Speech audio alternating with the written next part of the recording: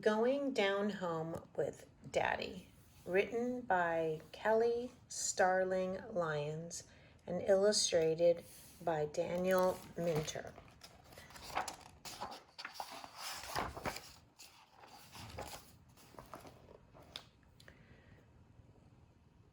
On reunion morning, we rise before the sun. Daddy hums as he packs our car with suitcases and a cooler full of snacks. He says there's nothing like going down home. We leave when the sky is still dark with sleep. Sis closes her eyes, but mine stay wide open. I watch as we drive from the city streets to flowing highways under a sweep of sparkling stars. Little Ellen, Mama says after a while, you better catch some Z's while you can. I try to rest, but I can't stop smiling.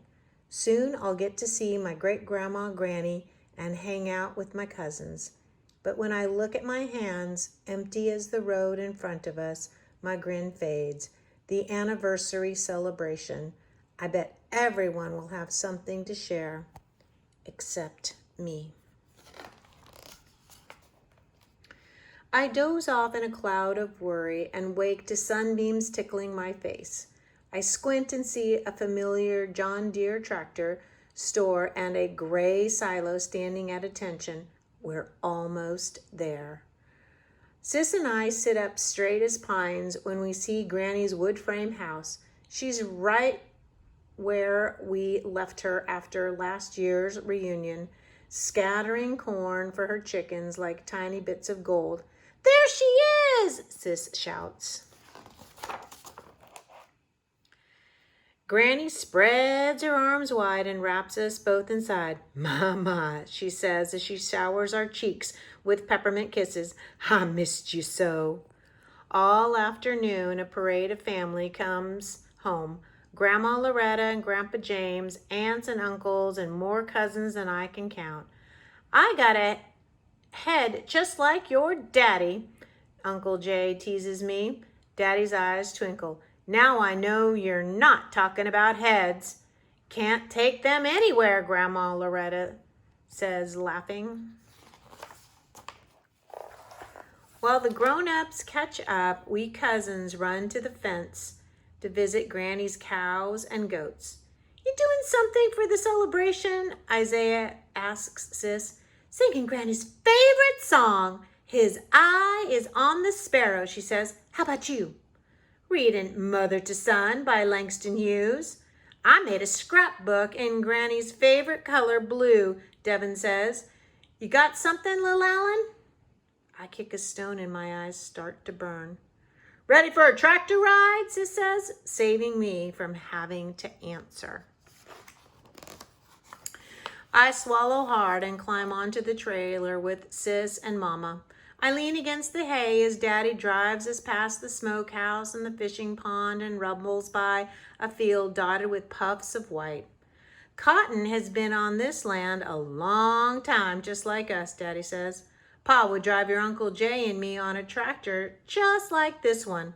Look to your left, Pa would say. Look to your right. The land just seemed to go on forever. Everything you see, Pa told us, is ours. I think about what Daddy said and sit up tall. Pa is gone, but this is our time to come together and remember. Daddy's words make me want to share more than ever. When the ride stops, I ask him what to do. Think with your heart, little Ellen, Daddy says. That's what Pa always told me. Just then, we hear Granny, come on and get the food while it's hot, she calls from the porch. We dash inside. The dining room overflows with love-made dishes, smoked turkey, collards, mac and cheese, okra and tomatoes, and biscuits oozing with mayhaw jelly, just the way Daddy likes. Hand in hand, we create a ring inside the house Pa built for Granny. Heart to heart, we share what we're thankful for. Nothing is more important than family, Granny says, tearing up as she looks at every face. Amens all around. On Sunday, I feel sick. Not a fever and sneeze and sick, but I wish I had more time sick. The celebration starts at dusk. Get a move on, little Alan, Grandma Loretta says. You know Granny doesn't play. Growing up, we never missed a service. At church, Daddy points to the spot where he and Uncle Jay performed a duet on trombone and trumpet. My hands were shaking so much I could barely play, Daddy says.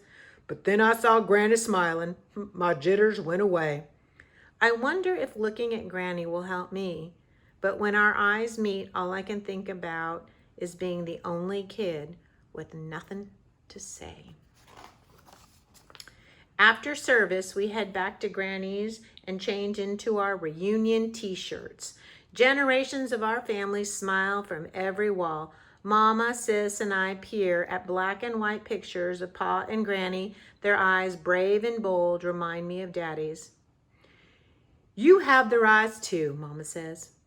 That's when it comes to me. I think about everything I see when I'm here. I think about the tractor ride and Daddy's stories.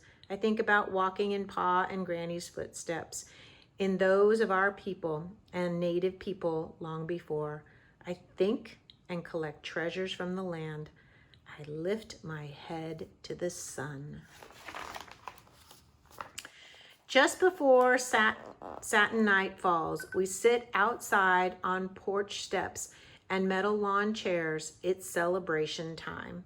Our people were stolen from Africa and shipped to this continent in chains, Daddy says. But no one could lock away their dreams. They dreamed on this land during slavery. They dreamed on this land as they made their way out of no way and fought Jim Crow. 75 years ago, a farmer and a teacher bought this land. Daddy gazes at Granny. And look at us now. One after another, cousins offer their tributes. Sis's song makes Granny's eyes shine. Isaiah's poem gets everyone nodding. And then I step forward. I feel like a spotlight is blazing just on me. I look down and say, nothing. It's okay, little Alan, Sis whispers. I lift my head and I see gleaming smiles. I try again. Cotton for the quilts Granny made to keep her children warm, I say, holding a white cloud in my fingers. A pecan for the trees Pa planted and all of the kids love to climb. I pinch dirt and let it rain to the ground. And earth for land that's ours as far as we can see. Fireflies wink and whirl in a carnival around us. That's all right, I hear Granny say. Daddy flashes a thumbs up. I grin up at the moon and it glows back at me. We're a mighty family, Daddy booms. Mighty, we roar back. Then we try to make the night stretch on forever. As grown-ups slap cards and checkers against tables, we cousins dig through old trunks and laugh until our hearts explode with joy.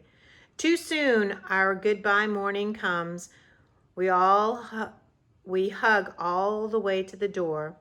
Then we climb into our cars and watch Granny and her house shrink and disappear. When we go down home with Daddy, everything we see holds a piece of him and us. We head up the highway thinking about family and dreaming about next year. The end.